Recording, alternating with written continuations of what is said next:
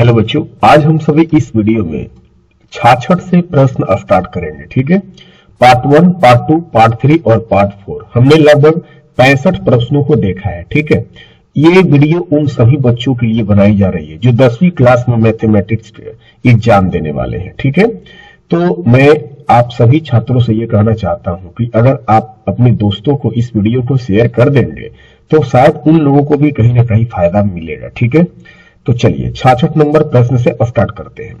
66 number प्रश्न कहता है कि त्रिकोणमिति का उपयोग होता है। ठीक है, ऑप्शन ए मानचित्र बनाने में। ठीक है, फिर कहता है ऑप्शन बी देशांतर और अक्षांश के सापेक्ष एक द्वीप की स्थिति ज्ञात करने में।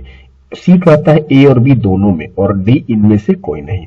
तो मैं आप सभी बच्चों को बता दूं कि त्रिकोणमिति का उपयोग मानचित्र बनाने में भी होता है और देशांतर व अक्षांश के सापेक्ष एक द्वीप की स्थिति दर्शाने में भी किया जा सकता है। इसलिए इस प्रश्न का आंसर नंबर सी होगा। ठीक है, अब हम चलते हैं क्वेश्चन नंबर 67 की ओर।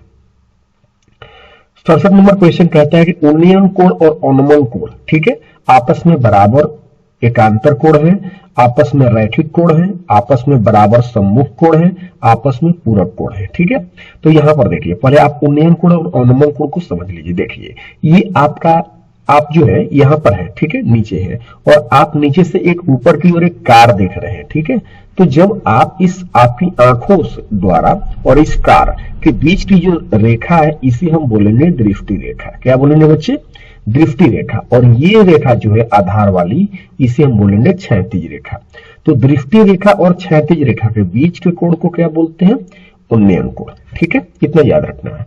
उसी तरह से यहां पर देखिए, अब आप जो है ना, अब ऊपर है और कार कहां आ गई? नीचे हो गई। तो जब आप इस कार को देखते हैं तो मैंने क्या बोला कि आपकी आंख और किसी चीज को देख रहे हैं आप, तो इनके बीच की जो रेखा होती है उसे हम बोलते हैं दृष्टि रेखा। अब ये वाली जो होगी आपकी कौन सी रेखा होगी? क्षैतिज रेखा। तो इसकी भी परिभाषा वही है कि दृष्टि रेखा और क्षैतिज रेखा के बीच के कोण को हम क्या बोलेंगे? अवनमन कोण। तो दोनों की तो परिभाषा एक ही है, तो अंतर किस बात की है? अंतर बस इतना है कि आप अगर नीचे हैं और ऊपर किसी चीज को देख रहे हैं तो यहां पर समझिए कि बनता है उन्नयन कोण। ठीक है, और आप ऊपर हैं और ऊपर से किसी चीज को नीचे की तरफ देख रहे हैं तो आप समझिए कि यहां पर जो कोण बनेगा अवनमन कोण बनेगा। ठीक है, तो आप सभी बच्चों को मैं बता दूं कि ये जो होता है, जब आपने पढ़ा होगा पीछे भी, कि जब ये दो समांतर रेखाएं हैं और एक तिर्यक रेखा ऐसे काट देती है, ठीक है, तो ये वाली जो कोण होती है तिर्यक रेखा के यहाँ पर एक दूसरे के विपरीत जो कोण बनती है इसे हम बोलते हैं अंतः एकांतर कोण। क्या बोलते हैं? अंतः एकांतर कोण। और ये दोनों के दोनों क्या होती है? बराबर होती है। तो सीधी सी बात है कि उन्नयन कोण भी और अवनमन कोण भी क्या होंगी? बराबर होंगी। ठीक है, इसलिए हम कह सकते हैं ये अंतः एकांतर कोण से ये दोनों के दोनों जो कोण होती है, उन्नयन कोण और अवनमन कोण, ये दोनों बराबर होती है। इसलिए इस प्रश्न का जो आंसर होगा वह ए नंबर होगा। ठीक है, चलिए अब हम चलते हैं क्वेश्चन नंबर 68 की ओर। 68 कहता है कि उन्नयन कोण कहां बनता है? ऑप्शन ए आधार बिंदु पर क्षैतिज रेखा के ऊपर। चलिए चेक करते हैं। देखिए यहाँ पर उन्नयन कोण है, तो ये जो है आपका आधार है, तो ये आधार बिंदु हुआ, तो आधार बिंदु के ऊपर ही ना कोण बना है, ये सही है। तो इसलिए मेरा आंसर जो हो जाएगा आधार बिंदु पर क्षैतिज रेखा के ऊपर। देखिए आधार बिंदु हो गया और ये क्षैतिज रेखा हो गई, तो क्षैतिज रेखा के ऊपर ही ना कोण बनी है। समझ में आ रहा होगा सभी बच्चों को। इसलिए मेरा सही आंसर जो हो जाएगा ए वाला हो जाएगा। अगर आप बी पढ़ते हैं आधार रेखा के नीचे, तो देखिए तो कहां आधार रेखा के नीचे बना है? ये आधार रेखा है, ठीक है, जिसे हम क्षैतिज रेखा बोल रहे हैं, तो कहां इसके नीचे बना है? इसके तो ऊपर बना है। ये मेरा आंसर नहीं होगा। ठीक है, तो ये भी नहीं होगा और ये भी नहीं होगा। मेरा करेक्ट आंसर कौन सा होगा बच्चे? ए नंबर। अब देखो 69 नंबर कहता है कि दो वृत्त सकेंद्रीय हो। अच्छा, सकेंद्रीय वृत्त समझते हैं सही बच्चे? सकेंद्रीय वृत्त का मतलब होता है कि दोनों वृत्त, जैसे ये देखिए एक छोटा वाला वृत्त है, इसका भी केंद्र यही है, मतलब वही है, और बड़ा वाला जो ब्लू वाला जो वृत्त है, ठीक है, उसका भी केंद्र कौन है? वही है। ठीक है, तो और उनकी त्रिज्या 9 cm है और 6 cm है। चलिए ठीक है, इसका मतलब कि एक छोटा वृत्त है और एक बड़ा वृत्त है। अब कहता है उनके केंद्रों के बीच की दूरी। अच्छा, यहाँ पर ध्यान देना, किसके बीच की दूरी? केंद्रों के बीच की दूरी पूछा है। भाई दोनों का तो केंद्र वही है, मतलब बड़े वृत्त का भी केंद्र वही है और छोटे वृत्त का केंद्र वही है। इसका मतलब ये हुआ कि दोनों वृत्तों के केंद्रों के बीच की तो दूरी 0 हो जाएगा, मतलब शून्य। क्या होगा बच्चे? शून्य होगा। ठीक है, इसलिए मेरा सही जवाब होगा ए नंबर। नहीं समझ में आया? फिर से समझिए। देखिए, आप यहीं पर है, ठीक है, आप जैसे कि ये बिंदु ए है, आप यहीं पर है, ठीक है, और आपका दोस्त भी इसी बिंदु पर है, आपका दोस्त भी इसी बिंदु पर, चलिए ठीक है, मतलब ए बिंदु पर भी आप ही है और ए बिंदु पर आपका दोस्त है। तो बताइए तो दोनों, आप दोनों के बीच की दूरी कितनी होगी बताइए मुझे? 0 ही ना होगी, इसलिए मेरा इस प्रश्न का आंसर 0 होगा। ठीक है, अब चलते हैं 70 नंबर। कहता है दो वृत्त एक दूसरे को वाह्यतम सी पर स्पर्श करते हैं। चलिए एक चित्र बना देते हैं। देखिए, एक वृत्त ये हो गया और एक वृत्त और कर देते हैं। और चलिए ये जो स्पर्श कर रहे हैं, ठीक है, ये कहां कर रहे हैं? सी पर, एकदम बिल्कुल क जैसा बन गया ना। चलिए ये कहां पर स्पर्श कर रहे हैं? सी पर कर रहे हैं। ठीक है, चलिए, और ए बी वृत्तों की उभयनिष्ठ स्पर्श रेखा है। उभयनिष्ठ स्पर्श रेखा है मतलब दोनों के लिए स्पर्श रेखा है। चलिए इसका मतलब ये ए हो गया और ये क्या हो गया? बी हो गया। ठीक है, अब फिर क्या कहता है कि ए सी बी निकालिए, यानी कि ए सी बी, यानी ए सी बी निकालना है। तो यहां पर कोण कितना बना? सही बच्चे बता दीजिए। यहां पर तो कोण तो 180 डिग्री का बन जाएगा, है ना, ए सी बी। तो ए सी बी का मान हो जाएगा कितना डिग्री? 180। ठीक है, ऑप्शन में नहीं दिया है, इसका सही आंसर होगा 180 डिग्री। ठीक है, चलिए 70 नंबर भी हो गया और 71 नंबर पे चलते हैं। सभी बच्चे इस पर ध्यान दीजिए, आपसे कोण कौन सा पूछा है? ए सी बी। देखिए ए सी और बी, तो ए सी बी में कोण ऐसे है, जैसे आप यहां पर ले लीजिए ए, यहां पर ले लीजिए सी, यहां पर ले लीजिए बी, तो आपका ए सी बी कोण कितना हो जाएगा बताइए तो? 180 डिग्री, है ना। इसलिए इस प्रश्न का सही आंसर 180 डिग्री होगा। अब हम चलते हैं क्वेश्चन नंबर 71 की ओर। देखिए, कहते हैं कि वृत्त की किसी बिंदु पर स्पर्श रेखा और स्पर्श बिंदु से होकर जाने वाली त्रिज्या के साथ कितना डिग्री का कोण बनाती है? तो सभी को पता है कि वृत्त के किसी बिंदु पर जो स्पर्श रेखा होती है, ठीक है, स्पर्श रेखा होती है, वो स्पर्श बिंदु से होकर जाने वाली त्रिज्या पर लंब होती है। तो सीधी सी बात है, यहाँ कोण कितना बनेगा? 90 डिग्री।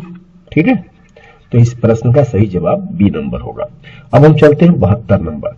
वृत्त एक तल के उन बिंदुओं का समूह होता है जो एक नियत बिंदु से, जैसे देखिए ये एक हमने वृत्त बना दिया, ठीक है, और कहता है कि वृत्त एक तल के उन बिंदुओं का समूह होता है जो एक नियत बिंदु, नियत बिंदु को आप इससे केंद्र बिंदु ले लीजिए। तो अब यहाँ पर एक बिंदु आप ले लेते हैं, तो यहाँ से ये जो दूरी जितनी होगी, अगर ये दूरी डी है तो ये वाली भी दूरी कितनी होगी बच्चे? डी ही होगी। ये वाली भी दूरी कितनी होगी? डी ही होगी। इसका मतलब कि ये दूरी में चेंज नहीं आएगा, है ना, क्योंकि एक वृत्त की, एक ही वृत्त की जो त्रिज्याएं होती है वो भिन्न भिन्न थोड़े हो सकती है, इसलिए हम कह सकते हैं कि वो अचर दूरी पर होते हैं। वो क्या होते हैं? अचर, यानी कि दूरी बदलती नहीं है। ठीक है ना। अब ऐसा थोड़ा होता है कि एक ही वृत्त की एक त्रिज्या 2 cm, एक वृत्त की त्रिज्या मतलब एक की त्रिज्या 3 cm।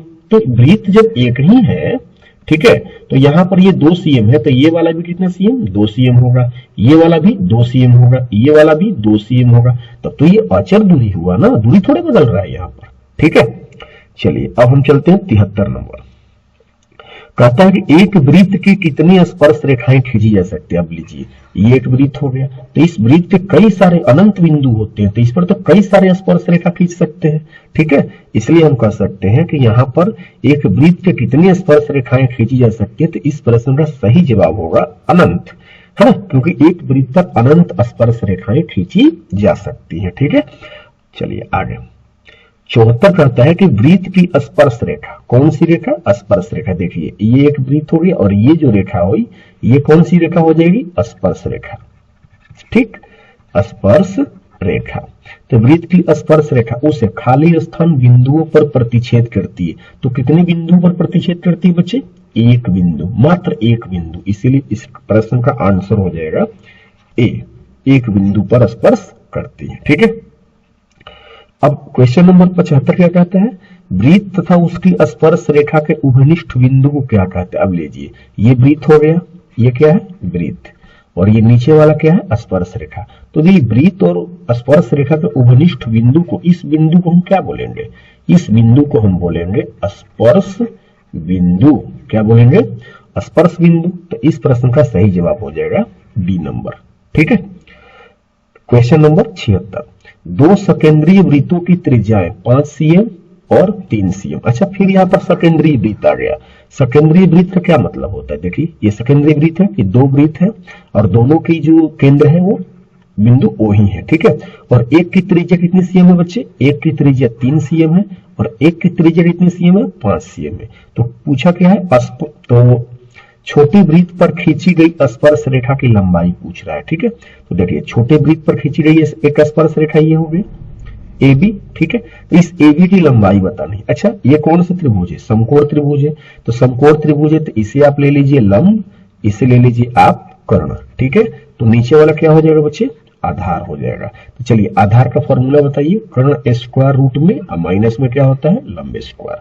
तो चलिए, इसमें आपका आधार कौन है? AP है। तो AP बराबर कर्ण कितना है? 5 है ना, 5।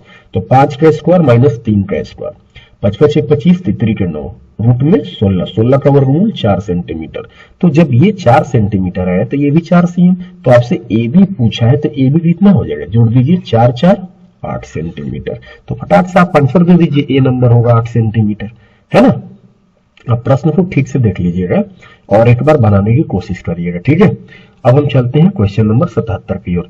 वृत्त की परिधि और त्रिज्या का अनुपात। देखिए, ये हमने वृत्त की परिधि ले लिया और ये नीचे क्या ले लिया? त्रिज्या ले लिया। अच्छा, सभी बच्चों को पता होगा वृत्त की परिधि का सूत्र क्या होता है? 2πr होता है। अब बटे में त्रिज्या क्या हुआ? r, r कट गया तो इसका मतलब r कट गया तो क्या हुआ? ऊपर क्या बचा? 2π और नीचे क्या बचा? 1, यानी 2π अनुपात 1। चेक करिए कहां पर ऑप्शन में है? ए नंबर, 2π अनुपात 1, ठीक है। क्वेश्चन नंबर 78 रहता है, किसी वृत्त की परिधि क्या है जबकि त्रिज्या क्या है? r है। लीजिए, अब वृत्त की परिधि है, आपको नहीं पता। वृत्त की परिधि का सूत्र क्या होता है? 2πr। अब वृत्त का जब क्षेत्रफल पूछता तो πr स्क्वायर बताते, है ना। अब 79 नंबर देखते हैं। कहता है कि अगर किसी वृत्त की परिधि 2πr से बढ़कर कितना पाई हो जाए? 6π हो जाए तो इसका क्षेत्रफल क्या होगा? ठीक है, देखिए। अब अच्छा, वृत्त की परिधि 2πr से बढ़कर कितना हो जा रहा है? 6π। तो इसका रेशियो निकाल दीजिए, 2πr बटा में 6π। तो यहां पर देखिए, 2 से 6 कितनी बार में? 3 बार में, और पाई से पाई कट गया यानी r बटा 3। तो परिधियों का अनुपात कितना हो गया? r अनुपात मतलब r बटा 3 हो गया। तो जब आपसे पूछा क्या है? क्षेत्रफल क्या होगा, ठीक है। तो क्षेत्रफल निकाल दीजिए। तो क्षेत्रफल का अगर अनुपात निकालते हैं तो क्या हो जाएगा? जब परिधियों का अनुपात r बटा 3 यानी r अनुपात 3 है तो आपका जो क्षेत्रफल का अनुपात हो जाएगा यहाँ पर स्क्वायर हो जाएगा, क्योंकि आपने सभी बच्चे पढ़ा है कि वृत्त का क्षेत्रफल होता है पाई आर स्क्वायर, ठीक है। और जब यहाँ पर भी पाई आर स्क्वायर करिएगा तो ये क्षेत्रफलों का अनुपात इस तरह से निकाल सकते हैं आप। इसका मतलब कि त्रिज्याओं का क्या कर देना है? आपको स्क्वायर कर देना है। तो या आर स्क्वायर बटा में 3 का स्क्वायर, यहाँ पर भी आर के लिए स्क्वायर लिखेंगे और 3 के लिए क्या लिखेंगे? 3 का स्क्वायर लिखेंगे। तो आर का स्क्वायर बटा में 3 के 9, यानी क्षेत्रफल का अनुपात कितना हो जाएगा? मतलब कि क्षेत्रफल क्या हो जाएगा? 9 गुना हो जाएगा, ठीक है। जब आपको परिधियों का अनुपात 2πr मतलब कि 2πr से बढ़कर 6π हो जा रहा है तो दोनों का हमने परिधियों का अनुपात निकाला तो हमको आया r बटा में 3, ठीक है।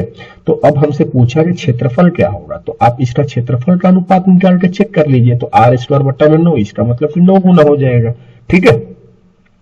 चलिए, ऑप्शन में ए आपका सही जवाब हो जाएगा। अब हम चलते हैं 80 नंबर। कहते हैं दो वृत्तों की परिधियां 3:1 के अनुपात। मेरे फिर आपका परिधि आया। हमने बार बार यहाँ पर बोला है कि जब परिधियों का अनुपात 3:1 होता है तो त्रिज्याओं का भी अनुपात 3:1 होता है। और जब आपसे क्षेत्रफल के लिए पूछे तो आपको करना क्या है कि दोनों का स्क्वायर कर देना है। 3 के 9 और 1 का स्क्वायर 1, यानी कि 9:1 आंसर आ जाएगा। फिर से मैं बोल रहा हूं कि अगर आपको परिधियों का अनुपात 3:1 दिया हो और पूछ दे कि त्रिज्याओं का अनुपात क्या होगा तो समझिए कि वही होगा, 3:1 ही होगा। लेकिन जब क्षेत्रफल का अनुपात पूछ दे तो इसका आपको क्या कर देना है? स्क्वायर कर देना है। 3 के 9 1, ठीक है, यानी कि 9:1।